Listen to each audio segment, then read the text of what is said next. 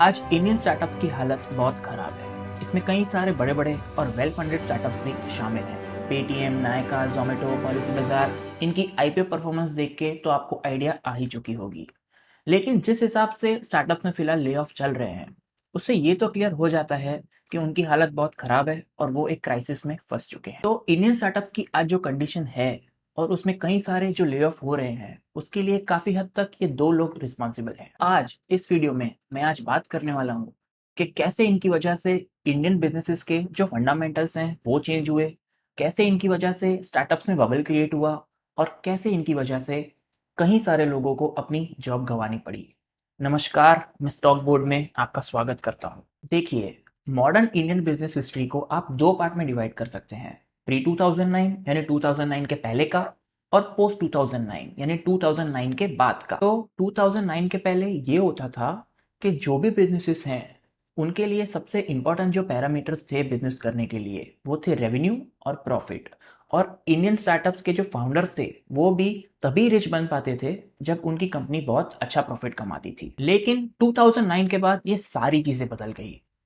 2009 के बाद जो मेन इंडियन बिजनेस के मैट्रिक्स थे, प्रॉफिट और रेवेन्यू, वो चेंज हुए अलग अलग टर्म्स के साथ, जैसे कि GMV, gross merchandise value, transaction value, DAU, daily active users, MAU, monthly active users, etcetera. और इंटरेस्टिंग बात यह है कि 2009 के बाद इंडियन बिजनेस के जो फाउंडर थे वो कंपनी को बिना प्रॉफिटेबल बनाए भी रिच बन सकते थे। तो 2009 में अगर इतनी सारी चीजें बदल गई तो ये हुआ कैसे? इनकी शुरुआत होती है इंडिया में वेंचर कैपिटल की एंट्री से। अब 1999 का जो डॉट कॉम बबल आया था तब भी वीसीस ने इंडिया में इन्वेस्ट किया था, लेकिन ना ही कुछ खास पैसा वीसीस के लिए बन पाया और ना ही वो स्टार्टअप्स कुछ कर पाए। लेकिन जब 2008 का फाइनेंशियल क्राइसिस आया, वो पॉइंट इंडिया के लिए काफी चेंज लेकर आया। हुआ ये कि 2007 में यूएस के जो इंटरेस्ट रेट थे वो 4.5% के करीब चल रहे थे, और क्योंकि फाइनेंशियल क्राइसिस आया तो वो रेट सीधा 4.5 से 0.25 पर लाए गए। अब जब इंटरेस्ट रेट 0.25 चल रहे हैं और आपकी कंट्री में महंगाई 6-7% से बढ़ रही है, तो ऑफ कोर्स कोई भी जो पर्सन है वो ऑल्टरनेट इन्वेस्टमेंट ऑप्शंस देखेगा ताकि उसे उतना इंटरेस्ट तो कमाना है जैसे वो महंगाई को बीट कर पाए। और इसी रिटर्न की तलाश में यूएस के जो इन्वेस्टर्स हैं वो इमर्जिंग कंट्रीज की तरफ दौड़ने, उसमें से कई सारे इन्वेस्टर्स ने इंडियन स्टॉक मार्केट को अपना हथियार बनाया, वहां पे काफी सारा पैसा इन्वेस्ट किया और आगे चल के बहुत अच्छे प्रॉफिट भी कमाए। साथ ही कुछ लोगों ने यहाँ पे बहुत बड़ी अपॉर्चुनिटी देखी जहाँ पे बहुत बड़े अच्छे रिटर्न बनने की कैपेबिलिटी थी, और वो थे इंडियन स्टार्टअप। 2009 में Indian e commerce company Flipkart ने 6 करोड़ की फंडिंग उठाई एक्सेल पार्टनर से। लेकिन अगले ही साल बड़े कमाल की बात हुई। एक ही साल के अंदर इस कंपनी का वैल्यूएशन मल्टीपल टाइम्स बढ़ गया, क्योंकि टाइगर ग्लोबल ने फ्लिपकार्ट में 2010 में 54 करोड़ इन्वेस्ट किए, जिसकी वजह से एक्सेल पार्टनर का जो प्रॉफिट था वो एक ही साल में बहुत जंप कर चुका था। और ये सारी चीज़ें बहुत सारे वेंचर कैपिटल्स और यूएस में बैठे सारे इन्वेस्टर्स देख रहे थे। अगर हम इंडियन स्टॉक मार्केट के जो मेन इंडाइसेस हैं, निफ्टी और सेंसेक्स, उनकी बात करें तो हिस्टोरिकली उन्होंने कंपाउंडेड 13 to 14% का ईयरली रिटर्न दिया है। लेकिन स्टार्टअप्स में और पर्टिकुलरली फ्लिपकार्ट के केस में जो प्रॉफिट दिखा उसने लोगों के होश उड़ा दिए। अब फ्लिपकार्ट और इंडिया की जो पहली यूनिकॉर्न कंपनी थी इनमोबी, इनकी वैल्यूएशन हर साल मल्टीपल टाइम्स बढ़ने लगी। अब इनके रिटर्न्स देखते हुए यूएस के ज़्यादा से ज़्यादा वीसीस इंडिया आने लगे, क्योंकि अपॉर्चुनिटी बड़ी थी और रिटर्न्स भी बहुत बड़े थे। अब इसी बीच जो वेंचर कैपिटल थे, एक तो उनके बीच कंपटीशन बढ़ने लगी और दूसरी चीज़ यूएस से आने वाला पैसा भी बढ़ने लगा। तो आगे चल के फ्लिपकार्ट के जितने भी राउंड्स हुए उनमें एक दो छोड़कर सब में टाइगर ग्लोबल एक कॉमन इन्वेस्टर था। अब इतना हैवी पैसा इन्वेस्ट करके टाइगर ग्लोबल ने फ्लिपकार्ट में लगभग 30% स्टेक ले लिया था। और फिर आया साल 2017 जिसमें सॉफ्टबैंक ने लगभग 18,000 करोड़ फ्लिपकार्ट में इन्वेस्ट किए, और इसी राउंड में टाइगर ग्लोबल ने अपना कुछ स्टेक सॉफ्टबैंक को बेच दिया और कुछ प्रॉफिट भी बुक किया। अब अगले साल तो कमाल ही हो गया। 2018 में वॉलमार्ट ने फ्लिपकार्ट को लगभग 1.5 लाख करोड़ में अक्वायर कर लिया। अब इसके बाद टाइगर ग्लोबल का जो स्टेक था उसकी वैल्यू अपना कुछ स्टेक पहले बेचने के बावजूद भी 24,000 से 25,000 करोड़ चली गई, जिसे उन लोगों ने सिर्फ 6,000 करोड़ में खरीद लिया था। अब यहाँ पर सिर्फ टाइगर ग्लोबल का ही प्रॉफिट नहीं हुआ, सॉफ्टबैंक जिसने वॉलमार्ट ने फ्लिपकार्ट को अक्वायर करने से सिर्फ 1 साल पहले इन्वेस्ट किया था, उसने भी इस डील में बहुत अच्छा प्रॉफिट कमाया। अब ये जो चीज थी, इन्होंने एक चीज इन वीसीज के दिमाग में डाल दी, वो ये कि अगर आपको स्टार्टअप्स में प्रॉफिट कमाना है तो ये जरूरी नहीं है कि वो स्टार्टअप प्रॉफिटेबल हो, क्योंकि फ्लिपकार्ट 2009 से लेकर 2018 तक इस पूरे दौरान कभी भी प्रॉफिटेबल नहीं था, फिर भी उसका वैल्यूएशन हर साल बढ़ता चला गया और वैल्यूएशन इंक्रीज के चलते टाइगर ग्लोबल ने यहाँ बहुत अच्छा प्रॉफिट कमाया और बाद में जब सॉफ्टबैंक आई उसने भी बहुत अच्छा प्रॉफिट कमाया। अब इस फ्लिपकार्ट की केस स्टडी के बाद वेंचर कैपिटल्स के लिए सारी चीजें क्लियर हो गई कि हमें प्रॉफिट से ज्यादा लेना देना नहीं है, क्योंकि उसके बिना भी हम बहुत अच्छा पैसा कमा सकते हैं। करना हमें बस ये है कि हमें बस उसमें इन्वेस्ट करना है और फिर ये मेक श्योर करना है कि और बेटर वैल्यूएशन पे कोई उस कंपनी को फंड करे या तो फिर और बेटर वैल्यूएशन पे उस स्टार्टअप को कोई और कंपनी खरीद ले। अब ये जो दो लोग मैंने आपको दिखाए उसमें से एक है सॉफ्टबैंक के मासायोशी सोन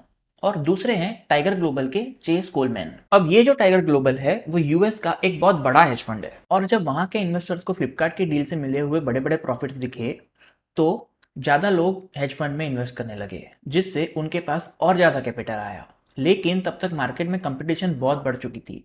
अब इस अपॉर्चुनिटी को टैप करने के लिए और भी कई सारे वेंचर कैपिटल और हेज फंड्स रेडी थे, क्योंकि इन बढ़ते हुए रिटर्न्स को देख के इन्वेस्टर्स का पैसा कंटिन्यूसली यहाँ पे आ रहा था। इसलिए यहाँ पे बबल क्रिएट होने लगा कि हमें लेना देना नहीं है, स्टार्टअप प्रॉफिटेबल है नहीं है, हमें बस उसमें इन्वेस्ट करना है और बेटर एग्जिट लेना है। इस चक्कर में हर कोई यहाँ इन्वेस्ट करने लगा। इनफैक्ट कई सारे स्टार्टअप जिनके पास ढंग का कोई प्रोडक्ट भी नहीं है वो भी बहुत बड़ी बड़ी यहाँ फंडिंग उठाने लगे। देखिए ये जो बड़े बड़े वेंचर कैपिटल होते हैं ना, इनका गणित बहुत सिंपल है कि हम 10 स्टार्टअप में अगर इन्वेस्ट करते हैं और उसमें से एक भी चल जाता है तो हमें बाकी 9 का लॉस भी रिकवर कर देगा और हमें अच्छा खासा प्रॉफिट भी कमा कर देगा। जैसे कि सॉफ्टबैंक के मासायोशी सोन, उन्होंने 95-96 के दौरान एक कंपनी में इन्वेस्ट किया था जिसका नाम था अलीबाबा। साथ ही उन्होंने उसी दौरान और कंपनी में भी इन्वेस्ट किया, लेकिन अलीबाबा की जो उनकी इन्वेस्टमेंट थी वो चमक गई। उन्होंने 600 करोड़ रुपए अलीबाबा में इन्वेस्ट किए थे 95-96 के दौरान। अब ये जो 600 करोड़ का स्टेक है ये बाद में बन गया 10 लाख करोड़ का। 600 करोड़ कहाँ, 10 लाख करोड़ कहाँ। ऐसे बेहतरीन रिटर्न जब आपको मिलते हैं तो आपका कॉन्फिडेंस भी हाई रहता है और आपको लगता है कि ऐसी एक दो अपॉर्चुनिटी भी और मिल गई तो जिंदगी सफल है। और इसी चीज को अपने दिमाग में लेकर मासायोशी सोन चले गए सऊदी अरेबिया और वहां उन्होंने अपने पहले विजन फंड के लिए लगभग 4.5 लाख करोड़ की फंडिंग लाई। कुछ पैसा अपना भी लगाया सॉफ्टबैंक का और कुछ बाकी इन्वेस्टर्स का भी लगाकर उन्होंने बड़े हैवीली दुनिया भर के टेक स्टार्टअप में इन्वेस्ट किया।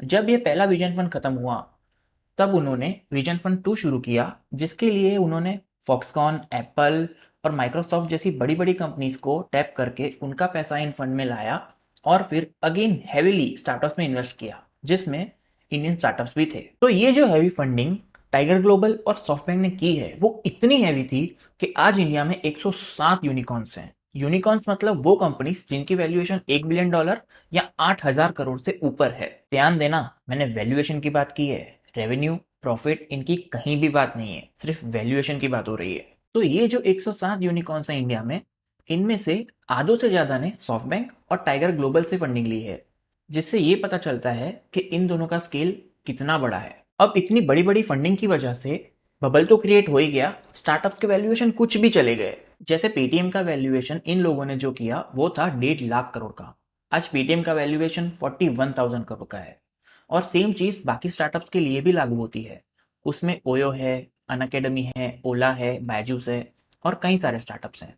अब इस बबल की वजह से प्रॉब्लम ये हुआ कि इंडियन बिजनेसेस के जो फंडामेंटल थे वो चेंज होने शुरू हो गए, क्योंकि अब स्टार्टअप के फाउंडर्स को पता था कि अगर हमें फंडिंग उठानी है, बिजनेस बढ़ाने के लिए पैसा चाहिए, तो वेंचर कैपिटल से बड़ी आसानी से मिल जाता था।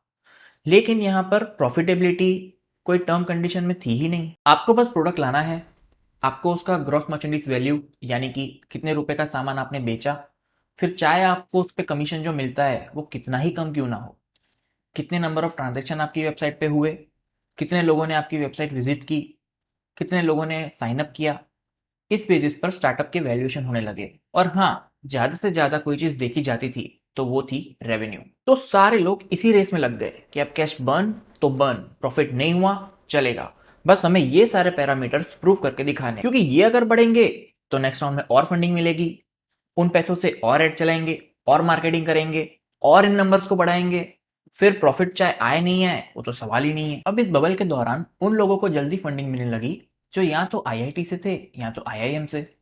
तो कई सारे लोग तो अपना बिजनेस मॉडल छोड़ के, प्रोडक्ट छोड़ के इस चीज पे फोकस करने लगे कि मुझे एक को फाउंडर चाहिए जो या तो आईआईटी से है या तो आईआईएम से है, ताकि उसके बेसिस पे वो बेटर फंडिंग उठा सके। लेकिन ये बबल आपका जो है ये तब तक चलता रहेगा जब तक आपकी द ग्रेटर फूल थियरी अच्छे से काम करेगी। अब ये द ग्रेटर फूल थियरी क्या कहती है? ये कहती है कि अगर आपने किसी स्टार्टअप में 100 करोड़ के वैल्यूएशन पे इन्वेस्ट किया है तो अब आपको वो फूल ढूंढना पड़ेगा जो उस कंपनी को, उसी स्टार्टअप को 200 या 300 या 500 करोड़ की वैल्यूएशन पे खरीद ले। अब देखिए, कंपनी अगर प्रॉफिटेबल है, ग्रो कर रही है तो इट मेक सेंस, लेकिन अगर ऐसा नहीं है तो सच में आपको फूल ढूंढने की ही ज़रूरत है। अब हुआ ये कि कोरोना पैंडेमिक के बाद फिर से यूएस के जो इंटरेस्ट रेट थे वो कम हुए। 2019 में जो 2.5 के करीब थे वो फिर से 2020 में हो गए 0.25। अब अगेन यूएस से आने वाले इन्वेस्टर्स का पैसा बढ़ने लगा। अगेन उन लोगों ने कुछ भी वैल्यूएशंस पे स्टार्टअप में फंड करना शुरू किया। अब जैसे ही 2022 आया, एग्जिट मिलना थोड़ा मुश्किल होने लगा, क्योंकि अब वीसीस ढूंढ रहे थे वॉलमार्ट जैसा कोई प्लेयर जो उनके स्टार्टअप्स को और बेटर वैल्यूएशन पे खरीद ले, लेकिन ऐसा कुछ उन्हें मिला नहीं। तो ऐसे में वीसीस ने एक बहुत ही स्मार्ट तरीका अपनाया। उन्होंने सोचा कि हम ग्रेटर फूल किसी और को नहीं बना सकते तो रिटेल इन्वेस्टर को तो जरूर बना सकते हैं। तो उन्होंने अपना फोकस बनाया स्टॉक मार्केट की तरफ।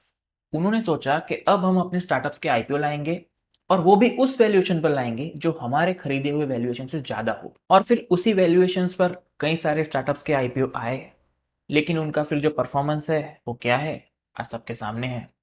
उनमें से कई सारों के शेयर प्राइस आज 70% डाउन है अपने ऑफर प्राइस से। 2-4 स्टार्टअप के आईपीओ में तो रिटेल इन्वेस्टर फुल बन भी गए, लेकिन अब ये भी समझ गए कि ये खेल क्या है, और इसीलिए इन्होंने भी यहाँ पर लॉस मेकिंग स्टार्टअप्स के आईपीओ को रिस्पॉन्स देना बंद कर दिया। जिसके बाद ये जो वेंचर कैपिटल थे ये तो फंस ही गए। वॉलमार्ट जैसा कोई प्लेयर इन्हें खरीद नहीं रहा। आईपीओ में भी अब रिटेल इन्वेस्टर बोल रहा है कि आप जो वैल्यूएशन पे बता रहे हैं उस पे हम नहीं खरीदेंगे। तो अब इस दुविधा में आप क्या कर सकते हैं? आप कुछ नहीं कर सकते। तो आपको बता दूं कि पिछले साल फाइनेंशियल ईयर में सॉफ्ट बैंक का जो लॉस था वो था 1,90,000 करोड़। इतना लॉस था सिर्फ पिछले एक साल में सॉफ्ट बैंक का। टाइगर ग्लोबल की बात करें तो पिछले साल उनका फंड 50% डाउन था। और बात सिर्फ इतनी ही नहीं है, पिछले साल हर दिन टाइगर ग्लोबल को 1500 करोड़ का नुकसान हुआ, हर दिन। अब ये लॉसेस इतने बढ़ गए कि मासायोशी सोन को खुद सामने आकर ये कहना पड़ा कि मेरी जो इन्वेस्टमेंट जजमेंट थी वो गलत रही। विजन फंड 1, विजन फंड 2, जिन लोगों ने उनमें इन्वेस्ट किया उन्हें कुछ रिटर्न नहीं मिले। इनफैक्ट इन दो फंड से ज्यादा अच्छी परफॉर्मेंस तो यूएस के इंडेक्स फंड S&P 500 ने दी है। और हम इंडिया के इंडेक्स फंड की बात करें तो उन्होंने तो और भी अच्छा परफॉर्म किया। आज टाइगर ग्लोबल की हालत ऐसी है कि वो सर्वाइवल के लिए भी स्ट्रगल कर रहा है। अब हालांकि वैल्यूएशन का बबल तो फट गया जिसमें सॉफ्ट बैंक और टाइगर ग्लोबल दोनों के हाथ जल गए। पिछले साल 20,000 लोगों ने स्टार्टअप से अपनी जॉब गंवाई है। अगर हम जैन टू मार्च 2023 की बात करें तो इसमें 6,000 से ज्यादा लोगों ने अपनी जॉब गंवाई है। ये है सारी कॉस्ट इस फंडिंग बबल की। तो इस पूरी प्रोसेस में एम्प्लॉयज ने सफर किया, जिन इन्वेस्टर की खुद की गलती थी उन्होंने सफर किया, लेकिन फाउंडर्स के लिए बहुत अच्छी साबित रही ये चीज। अब यहाँ पर रिटेल इन्वेस्टर को भी कुछ चीजें समझने की जरूरत है, बिकॉज इनमें से कई सारे स्टार्टअप्स आने वाले सालों में आईपीओ लाने की प्लानिंग कर रहे हैं। आपका काम ये है कि एटलीस्ट बेसिक वैल्यूएशन सीखना, ताकि आप किसी भी गलत कंपनी में किसी गलत वैल्यूएशन पे ना फंस जाएं। आशा करता हूँ आपको इस वीडियो में कुछ नई इन्फॉर्मेशन मिली होगी। वीडियो अच्छी लगी हो तो लाइक कर देना। धन्यवाद।